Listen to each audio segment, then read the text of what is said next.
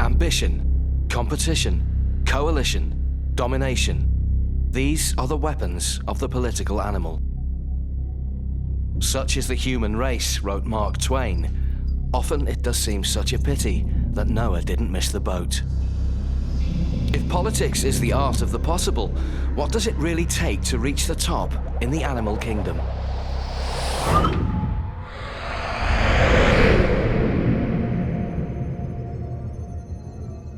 Animals, like humans, have learnt to live together for millions of years. Our political odyssey around the globe will meet the warring tribes, cruel despots, and democrats that make up the animal world. Well before humans developed the political skills of a Hitler, Gandhi, or Kennedy, animals evolved an array of strategies to make their communities work and impose their will on others. So is man that much cleverer or cunning than a monkey, bird, or insect? And can we find in their world a perfect political system?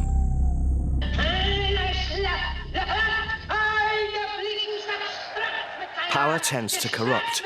Absolute power corrupts absolutely.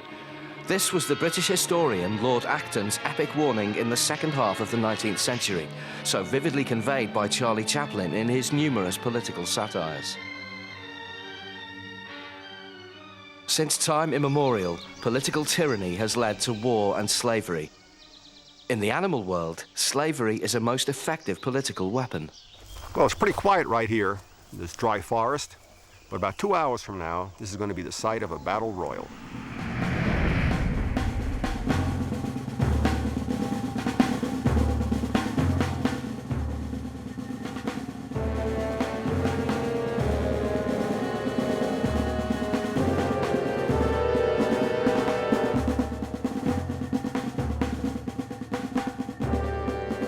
Slavery remains a hidden scourge in some parts of the world, even though formal human emancipation occurred well over a century ago.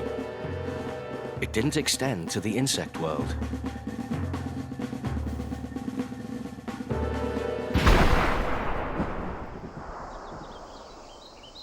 Howard Topoff of the Museum of Natural History in Arizona has been a keen observer of slave-making ants for 20 years. This is a staging area for warfare between two groups of ants. The ants in this nest are going to attack a species 100 yards away, steal their young, bring them home, and turn them into slaves. Nations, empires were built on the backs of slaves. For Polyergus ants, slavery is a matter of survival. They neither forage for food, look after their young or queens, nor clean their nests. Their method is chillingly simple: enslave other species to do the work for them.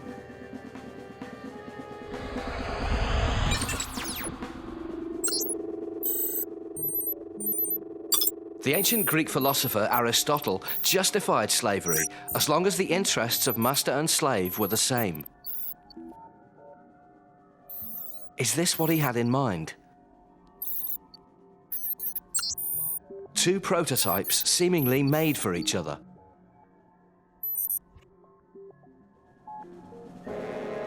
A Polyergus raid is on. Cry havoc and let slip the dogs of war. Even Shakespeare could not have imagined the next act. The Polyergus ants use chemical weapons to overpower their enemies, in this case, Formica ants. The defenders panic. Some try in vain to rescue their queen, others to protect the cocoons. But it's already too late. A Polyergus queen, ready to lay eggs, joins the attack. Her goal, to seize power unconditionally in the enemy nest. And here's the cruelest part. The Polyergus are not just out to enslave their enemy, but equally their enemy's offspring, dragging Formica cocoons back to their nest. Ants born into slavery.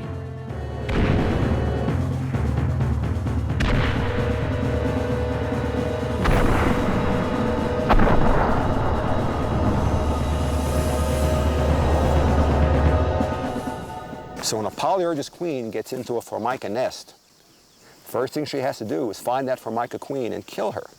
But interestingly, when we have observations in the laboratory on this killing process, we found that not only is the Polyergus queen killing the Formica queen, but she's licking her all over, her head, her thorax, her abdomen.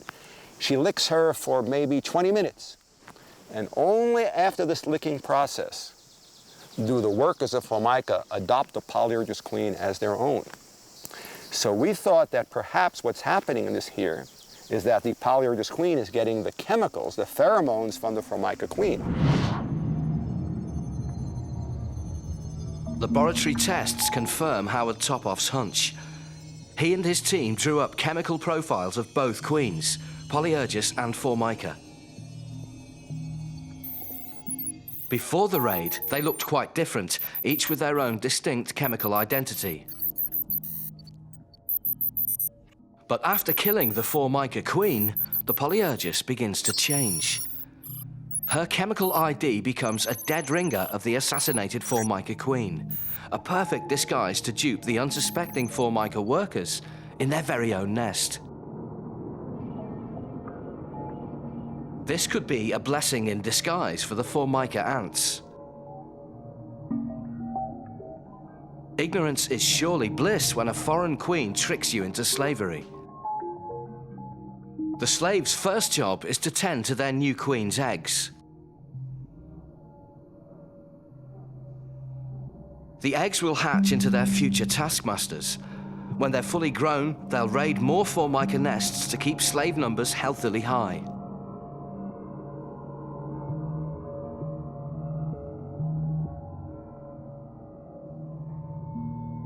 Slavery has far from disappeared beneath the earth.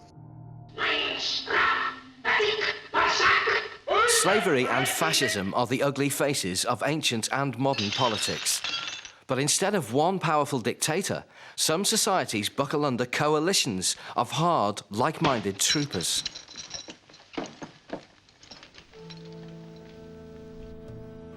The kingdom of the Hamadryas begins in the deserts of the Arabian Peninsula.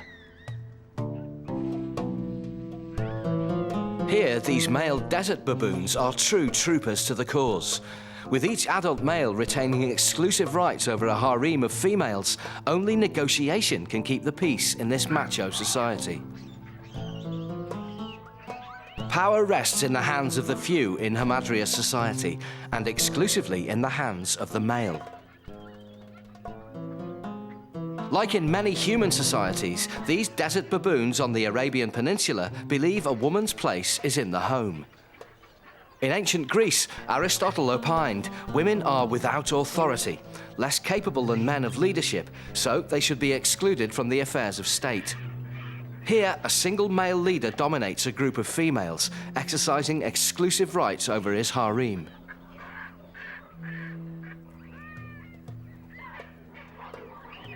Females endure constant surveillance. Their movements are severely restricted. If a female strays too far, the male leader intervenes promptly.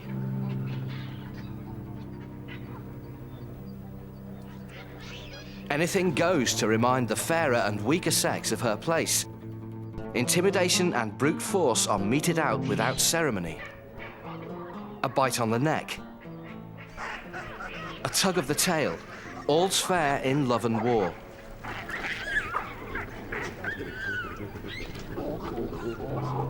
When a female is on heat, the noose tightens even further.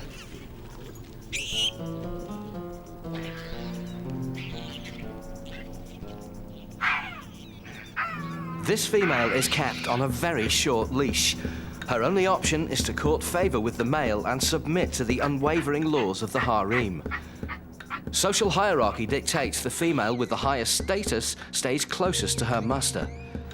If she's unhappy with her lot, she runs the risk of being stolen by another male. When a female does fly the coop, she's fair game for frustrated suitors.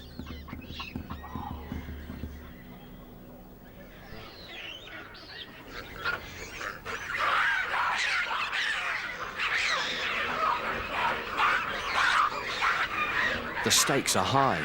Everyone is watching.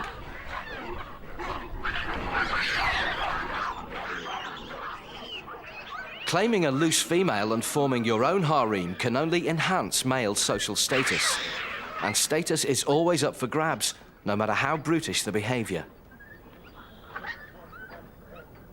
But as the ancient Chinese philosopher Confucius cautioned, when anger arises, think of the consequences. Even in this macho environment, patience is a virtue. A passive bystander can't seize his chance while the others fight it out.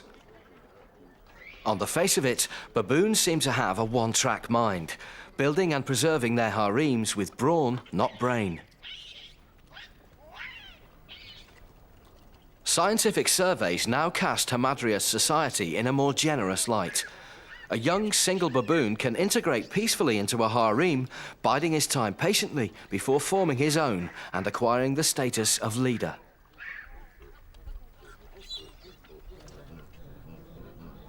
A successful young pretender builds up trust with the dominant male and his females before acceding to the ultimate prize.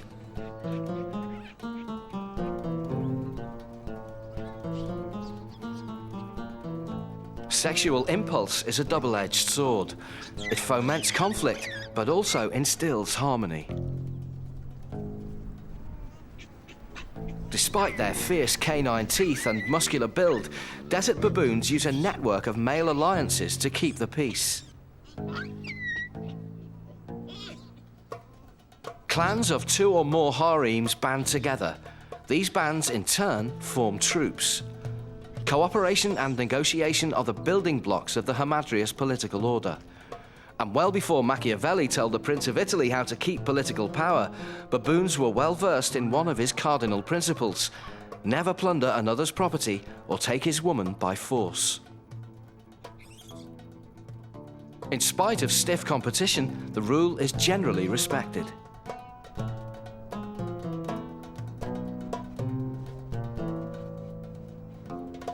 Troops march to the same tune. Discreet signals ensure rules are crystal clear.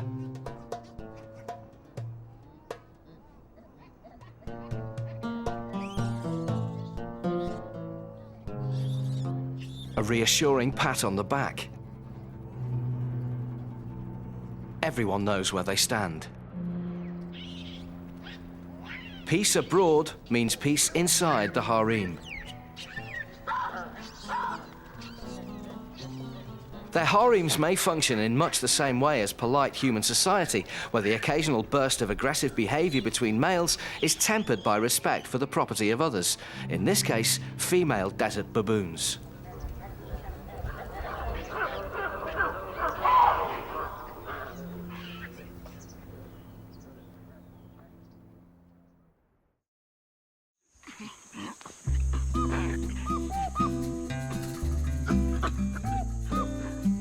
A world away from the repressive desert harems are the permissive playgrounds of the African jungle. The veil has no place in this society.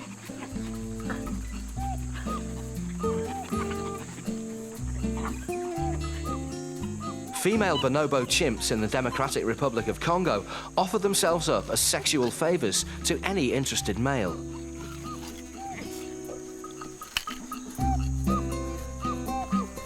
Bonobos of all ages enjoy free love.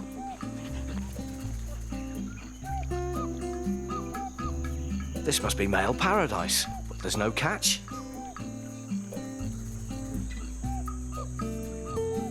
Wait a minute, she wants a snack. And so does she.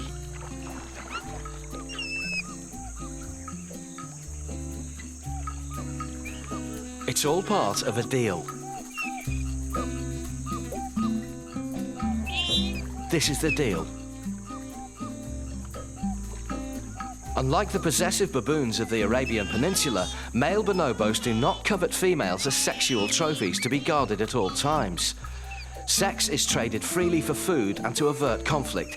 It's a political language that fosters social harmony in heterosexual, homosexual, and incestuous combinations. Like humans, they even do it facing each other. Bonobos make love, not war, in an egalitarian, free society, much like the hippie movement of the 1960s. Sex is not just about reproduction. It's about appeasement, harmony, and free trade. Fancy emigrating? Soldiers, in the name of democracy, let us all unite! Winston Churchill once joked, "It has been said that democracy is the worst form of government, except all those other forms that have been tried from time to time." But is democracy purely man-made, or does it resonate elsewhere in the natural world? Known as the Forbidden Island because it was once privately owned by a wealthy English family, the island of Rum off the west coast of Scotland is an unlikely setting for popular politics.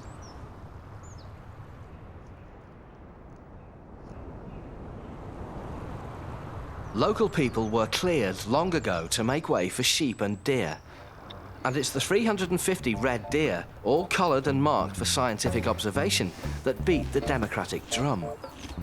Every day they descend the mountain to graze in the valley, then settle to digest and rest. Shy, retiring animals, these deer hardly seem ready to vote with their feet, so what moves them? Not much, to the frustration of the cameras. Is it motherly love? And who rules them? A single leader? Obviously not him. The cameras keep rolling, patiently. Very patiently.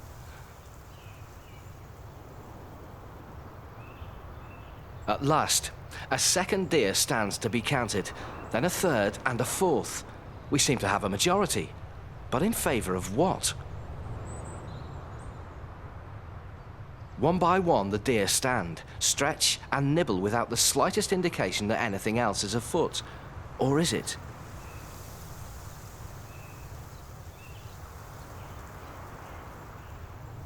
After 15 minutes, they do seem unanimously agreed on something. Simply to move on, together. That's democracy on the Isle of Rum.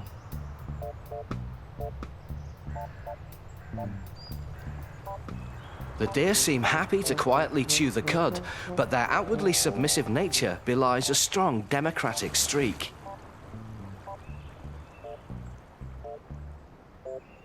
Power politics have no place on this remote Scottish island.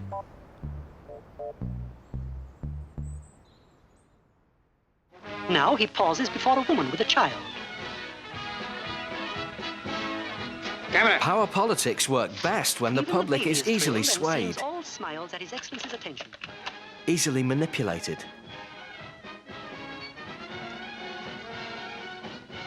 The successful power politician must be as cunning as a rat. This is the dark side of politics. It's an underworld of stealth, deceit, and fear, where politicians keep their cards close to their chest, hugging the margins of public life to avoid transparency.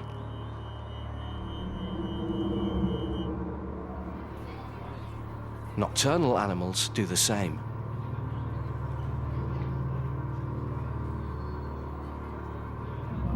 Rats are opportunists of the first order. Feared and detested for spreading disease, their intelligence and pervasiveness also make us uneasy. Where there are people, there are rats.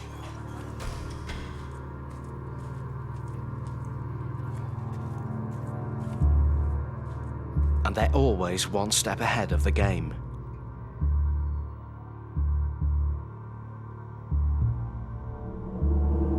At the slightest threat, rats emit ultrasonic signals to warn their own. The Three Musketeers are off. If you can't stand the catwalk, try the sewers. In the event, this time-honored lifeline proves a mixed blessing for the Musketeers.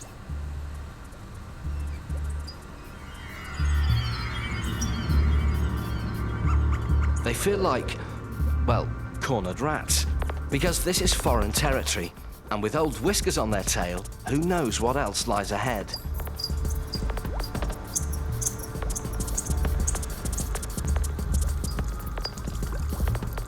Thank God, they're one of us. But beware, friends not equal to yourself. Confucius is back with a timely reminder. This colony of sewer rats could offer the Musketeers a bed for the night, but would that be a popular move? The dominant male must make a decision. Resources are scarce. The intruders might stay. The people clamour for protection.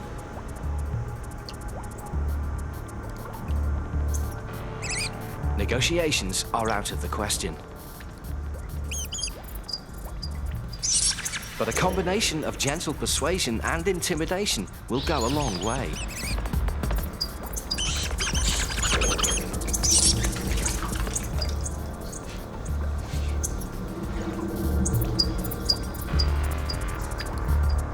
The people expect. One by one, the Musketeers swallow their pride.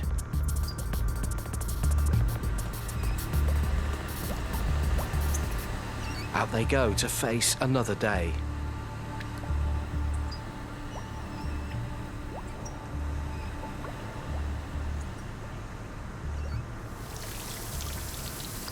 Old Spoilsport is tickled pink.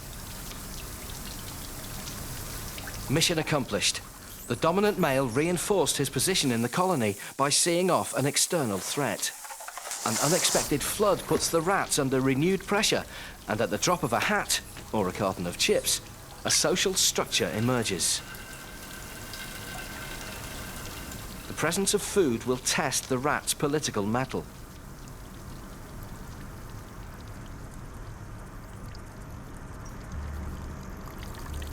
When the chips are down and the stakes so high, manipulation, cunning, and courage are called for.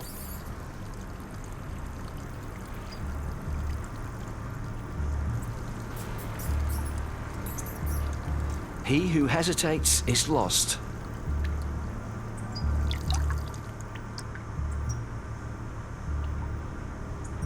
This takes courage because political necessities sometimes turn out to be political mistakes.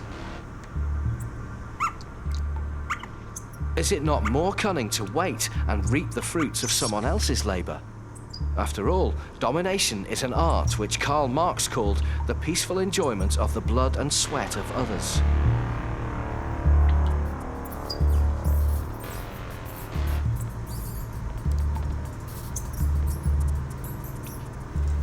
But never be discouraged by the weakness of others, nor the difficulty of the task at hand.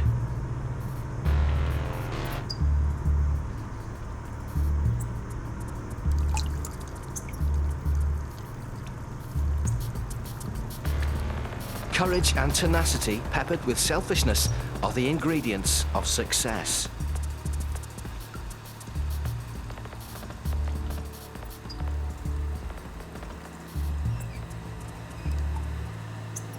A measly carton of chips brings out the best and worst in a small colony of sewer rats.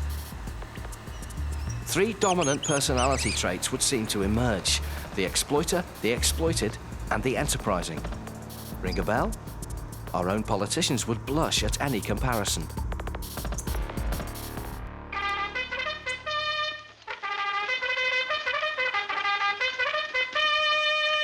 The successful politician must unite his party to maintain power.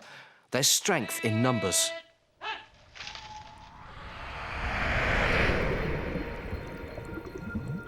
No place on our planet better underlines this lesson than the ocean depths. A family of jacks patrols the barrier reefs of the Atlantic. Most of the time, they live in sparse schools. But at the first sign of trouble, the Jacks regroup.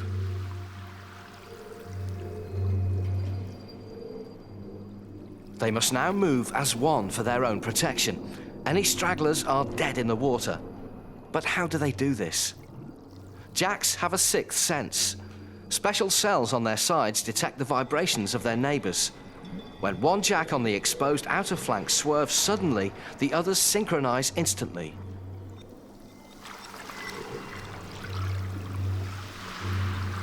The sharks struggle to press home the attack. But the Jacks can't hold out forever. The phalanx tightens, not for defense, but for attack. Predator turns protector in this ingenious strategy to use the enemy as a shield. The lesson is clear. Rally and move as one to advance the common good. But where in nature do animals abuse the common good? We're about to find out.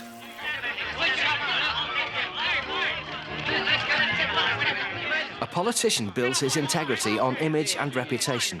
He must act the part. Machiavelli told the Prince of Italy he did not have to be good, merely appear to be. Please, please, gentlemen, no more pictures.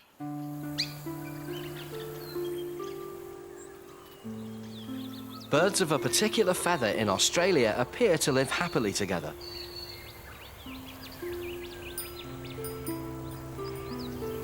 The chough is a cooperative bird. It inhabits Australia's rich eucalyptus forests. During the reproductive season, they band together to build nests, incubate, and eventually feed and protect the chicks. Parental responsibility extends to the whole community. Every member plays a part.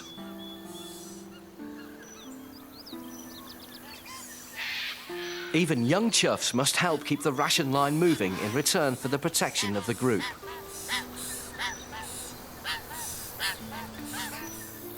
This collective effort means birds can cover a wide area to find food in the knowledge that the nests are not left unattended.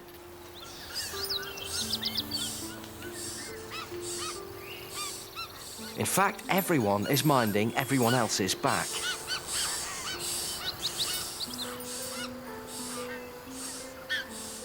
Adults and young helpers take turns finding food on the forest floor and return to surrender the pickings. How selfless can you get? But there's a quid pro quo, a little give and take, you might say. This is where Machiavelli picks up the story again. For some, child minding in return for group protection is not enough. After all, it's not exactly the sort of work you volunteer for.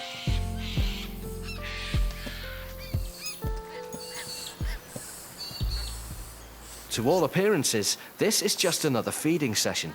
One helper feeds, the other waits his turn or rests.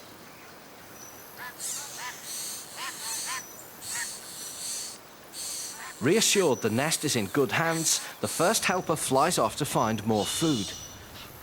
It's all about trust.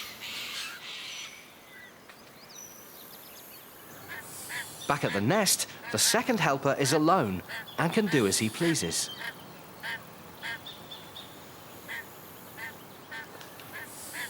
He seems to tease the chicks like an adolescent might an infant.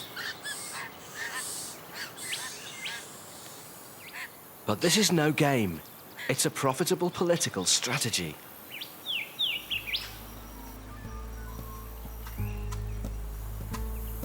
Down the hatch, his own hatch. Not to put too fine a point on it, he's pretty chuffed, because nobody will tell. Will they? And you wouldn't know his integrity as an active member of the group belies all the cunning and duplicity of Machiavelli himself, putting the individual ahead of the common good.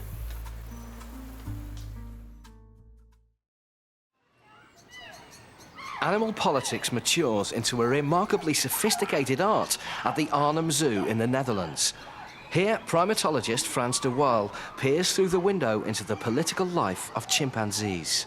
The males among themselves have an enormous complex political life, and I've written about it. I've written a book, Chimpanzee Politics, which is about all the coalitions they form and the divide and rule strategies that they have. And so males work this out all among themselves in the chimpanzee society. For the first time ever, captive chimpanzees live together in conditions as close as possible to those found in the wild. So for Arnhem Zoo, read reality TV. The idea is to study the chimp's social behaviour close up and occasionally throw a spanner in the works.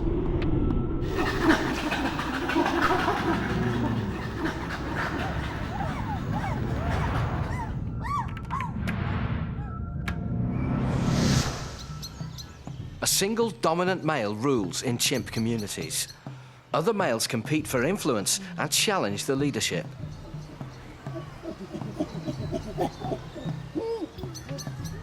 Jambo has just ousted Jing as group leader. Body language confirms the situation is now stable. The group, for the time being, looks to Jambo to assure its safety, while Jing broods alone on his fate. The onus now falls on Jambo to strengthen his authority by inspiring confidence rather than fear. He must be a father figure, not a tyrant.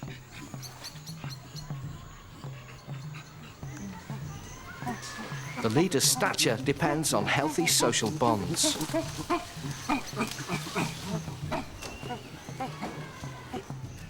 As long as he guarantees their security, they will guarantee his. Uneasy lies the head that wears the crown. Like humans, evolution blessed chimpanzees with logical thought. They can consider the future and calculate the odds, all good political tools. Watch a simple experiment and see how the chimp masters political trickery. Jambo may have restored harmony, but the group is only the sum of its parts. Individuals, like this female, have their own interests at heart. She knows where an orange has been hidden. If she's not careful, she'll be forced to share. In the words of the 19th century French statesman Prince de Talleyrand, a court is merely an assembly of noble and distinguished beggars. The trick is to wait for the right moment.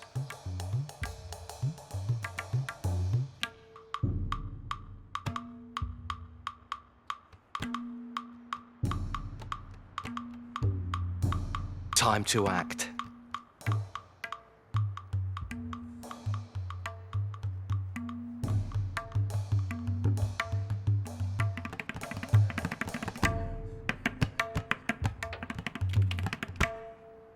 Patience and careful planning are rewarded.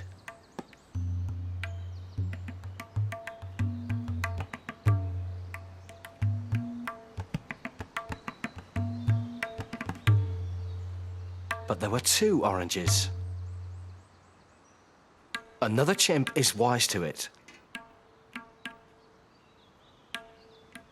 He too considers all the angles, calculating the odds and assessing the stage before acting.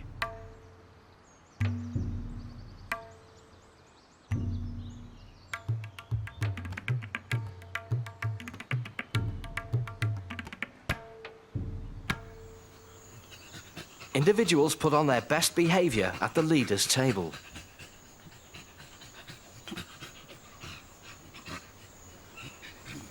Jambo feels compelled to flaunt his share because food is a perennial source of conflict and frustration. He wants to set a good example.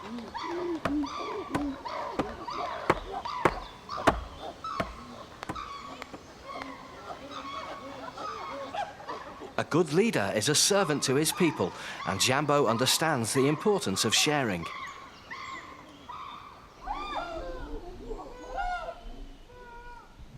This can only enhance Jambo's stature in the group and build up credit for his future as leader. But old scores remain to be settled. The former dominant male, Jing, returns to square up with Jambo, and onlookers better make themselves scarce. Jambo must find a way to save face in front of the group and deal with Jing once and for all. At this point, the role of females in restoring peace to the group emerges. A female leads Jing towards Jambo.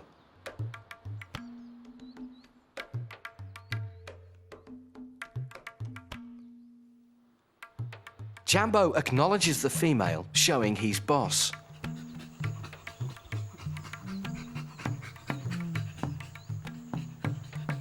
He ends up paying her homage in the best way he knows. Sexual foreplay? Not on your life. Political foreplay. The female has served as pretext for Jing to sneak up on Jambo without making uncomfortable eye contact. Calculating female mediation works wonders. Jambo, like every good leader, sets an example by smoothing over any remaining differences. Everyone hopes this is the last chapter in this very male feud. If female chimpanzees are skilled in managing conflict, often they become the butt of it. Jambo's desire is her command. Other males either put up or shut up. The leader enjoys a complete monopoly on any female in heat. Jambo's dalliances carry great political weight. His genes must come first.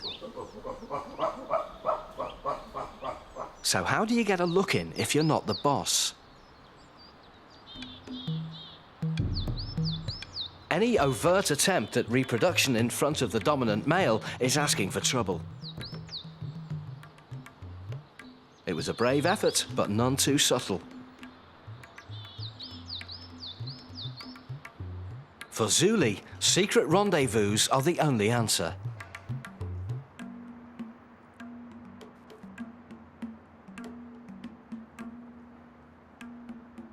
He assumes that what Jambo doesn't see, he won't know. But Jambo has cultivated allies, spies.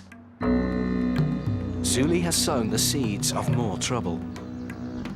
Joeri sets out to betray Zuli. Jambo acts quickly. He must. An ill wind blows through the community.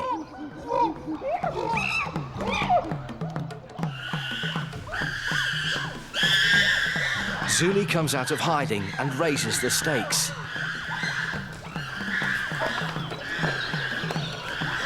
He imposes himself on the group, pressing home the treachery in the hope of winning allies to confront Jambo.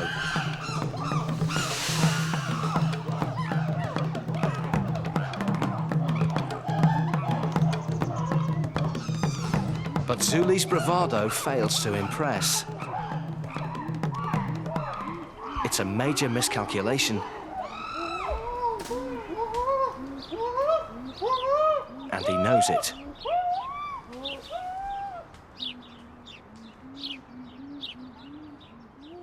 Collective indifference to Zuli only adds salt to his wounds. He vents his frustration on the females, easy targets for him to show off his strength.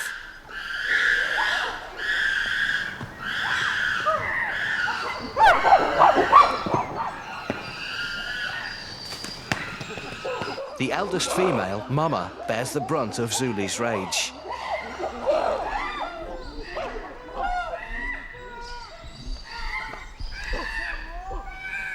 That only brings our young, impulsive chimp further into disrepute.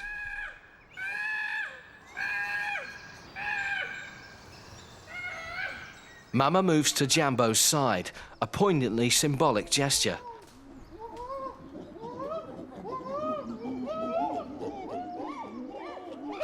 In the end, Zuli's capitulation is so complete, Jambo's inaction speaks volumes. The last thing Jambo wants now is to reignite the conflict. Their stability is paramount.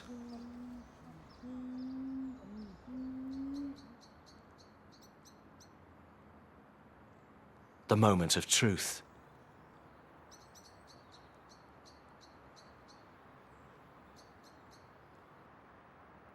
Jambo hardly bats an eyebrow. If Zuli wants back in, that's up to him.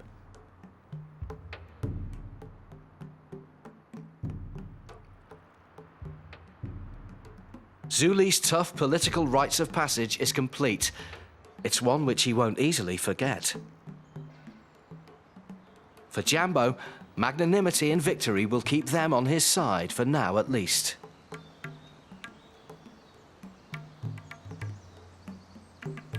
A week is a long time in politics. So, what has Zuli learned? Where did he go so wrong? He failed to build allies, cultivate political bonds before making a bid for power.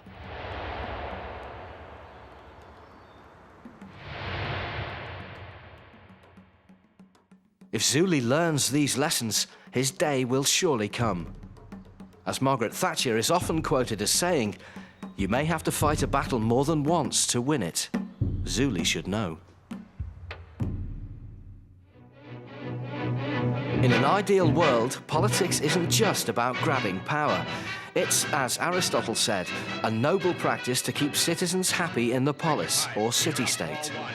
The key to running this state? Organisation. But is this the noble life Aristotle had in mind?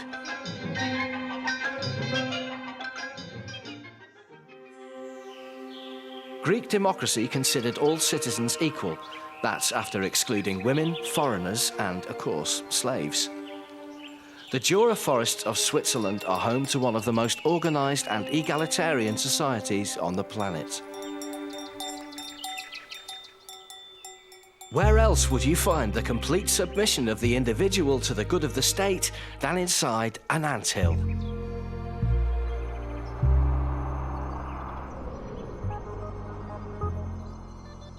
Welcome back to the world of Formica ants. But here, they're no longer slaves of the Polyergus ant. In these forests, they live among themselves in peace. And over many miles in an intricate network of colonies that eclipse, in organisational terms, almost any other animal community on Earth.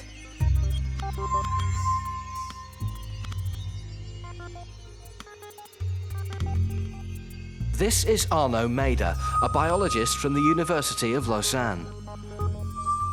And he's itching to guide us through this underworld. Prepare to enter the super colony. For insects used to the cramped, claustrophobic confines of a nest, Formica ants, also known as wood ants, spread themselves surprisingly thin on the ground. 100 kilometers of pathways link one colony to another in this remote Swiss forest. Arnaud Maida needs satellite technology to keep up. His GPS tracking system records where one nest lies in relation to another. It maps the super colony of one of the world's most organised and peaceful societies.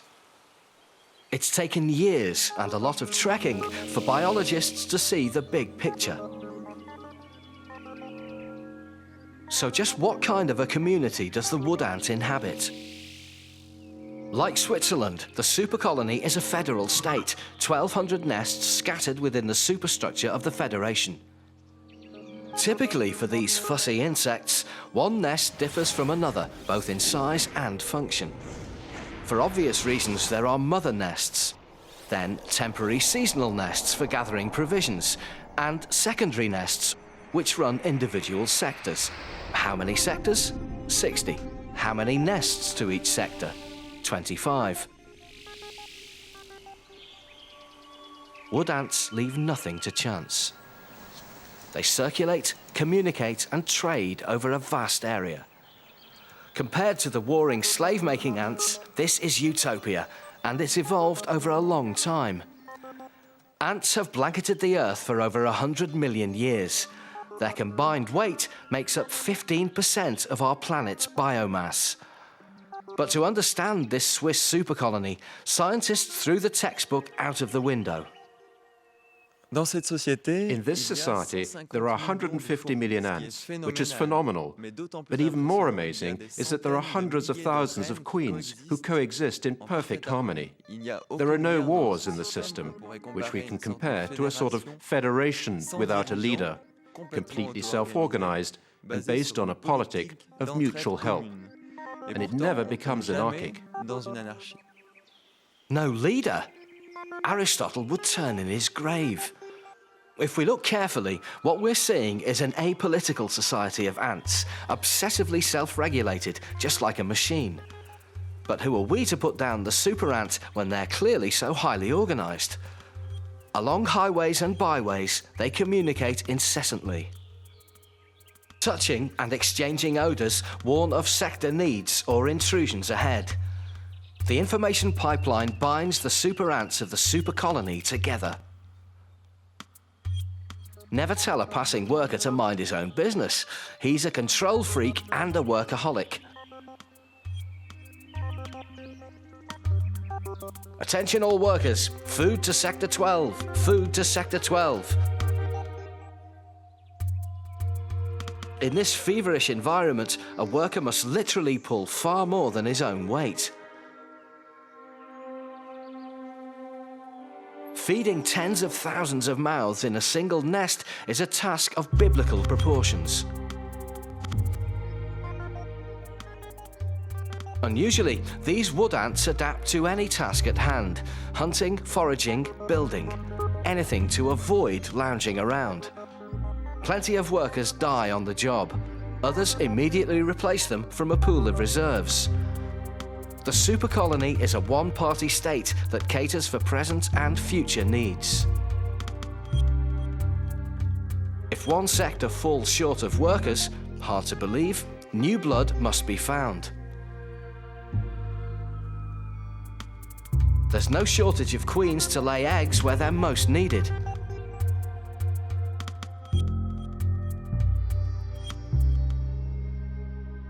This budding phenomena, queens pressed into service in a new nest, cuts right across the grain of most animal societies. Arno Maeder and his fellow biologists are asking themselves a lot of hard questions. In this society, there's a real scientific paradox, which is related to the theory of parental selection. This theory means that individuals will help each other if they are related. But in an anthill, in a super colony, you can have as many as 1,500 queens, and therefore a huge genetic diversity, which means that these individuals should not normally cooperate. Obviously, we are now asking ourselves the reasons for this paradox in order to understand this stable social structure in this particular situation. And perhaps there's much more we can learn from them. Freedom of movement is a basic political right in the Swiss super colony. These are dyed-in-the-wool federalists. Arno Maeder shows us how. Now sporting bright new shirts representing the nests they came from, Arno returns the ants where he found them, in different parts of the forest. They're soon back to work, freely interacting with each other no matter where they come from in the colony. Forget the coloured shirts, that's for our information. It's the odour of the other that counts. They all carry the same chemical signature. They belong to the same super colony, even if they inhabit different nests. The ants go as they please, still baffling scientists with the complexity and efficiency of their federal superstate. Has our political odyssey through the animal kingdom at last found the perfect society? Do these free Formica ants win your vote? Long before man first dabbled in politics, animals were steeped in the cruelty of slave labor, the sexual politics of the permissive society, Machiavellian self-interest, and much more. So look into your own community and find perhaps mixed comfort in the wisdom of Aristotle. Man is by nature a political animal.